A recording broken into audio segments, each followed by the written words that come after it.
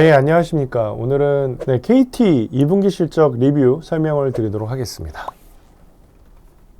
먼저 KT의 2분기 영업이익은 4,592억 원이 나왔고요. 컨센서스 4,879억 원 대비해서는 하회를 한 것으로 보실 수가 있겠습니다. 다른 통신사랑 마찬가지로 KT의 그 실적의 그 내용은 나쁘지 않았다라고 판단을 하고 있는데요. 첫 번째로 이제 배당과 상관이 없다. 이번에 그 수익성이 생각보단 부진했지만 배당에는 영향을 받지 않는다라고 말씀을 드릴 수 있겠는데, 근데 그 이유는 일단은 이제 요번 그 2분기 실적에서 영업이익이 생각보다 좀 덜 나왔던 거는 사실 다른 데랑 마찬가지로 일회성 비용이 있었습니다. 이 회사는 우리사주 청약 관련된 일회성 비용이 약 411억 원 반영이 됐는데, 이 부분을 차감을 하고 나서 보면은 별도 영업이익이 3,446억 원이 나왔기 때문에 작년도랑 크게 다르지 않았다라고 보여지고요.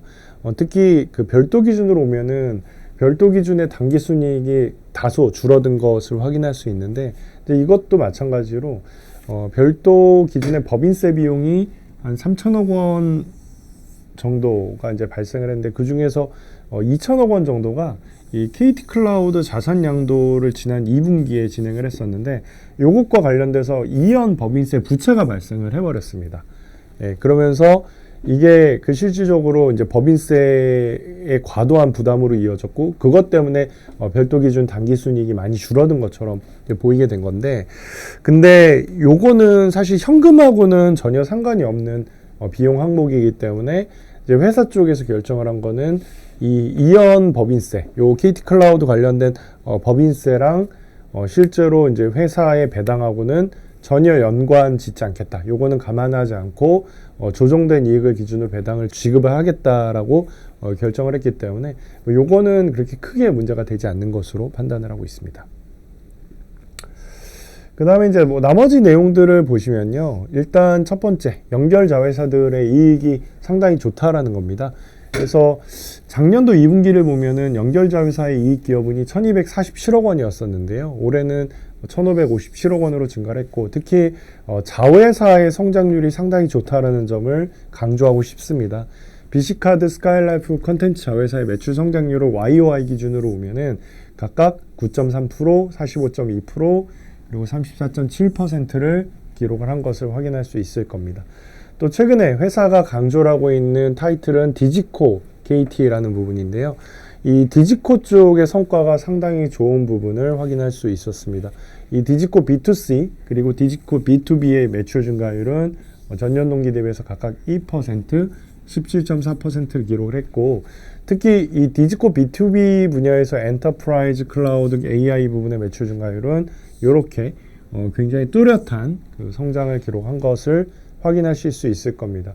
게다가 매출 규모 측면에서도 이제는 분기 기준으로 1조 1,300억 정도의 매출을 보여주고 있기 때문에 굉장히 유의미한 수준의 매출을 보여주고 있다.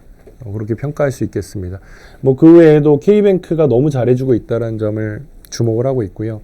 지분법 이익이 증가를 했고, 또 K뱅크 관련된 파생상품 평가 이익이 500억 정도 발생을 했는데, 이거는요, 이제 회사가 갖고 있는 원래 그 장부의 가치와 그리고 회사가 평가한 이제 그 당시에 그 예상되는 기업 가치랑 비교를 해가지고 예상되는 기업 가치가 장부 가치보다 좀 더 크게 평가가 되면은 그만큼을 파생 상품 평가 이익으로 반영을 하는데, 이제 그만큼 K뱅크의 성장이 기존에 생각했던 것보다는 훨씬 더 잘 나오고 있다는 점을 반증하고 있다 보시면 될 것 같습니다.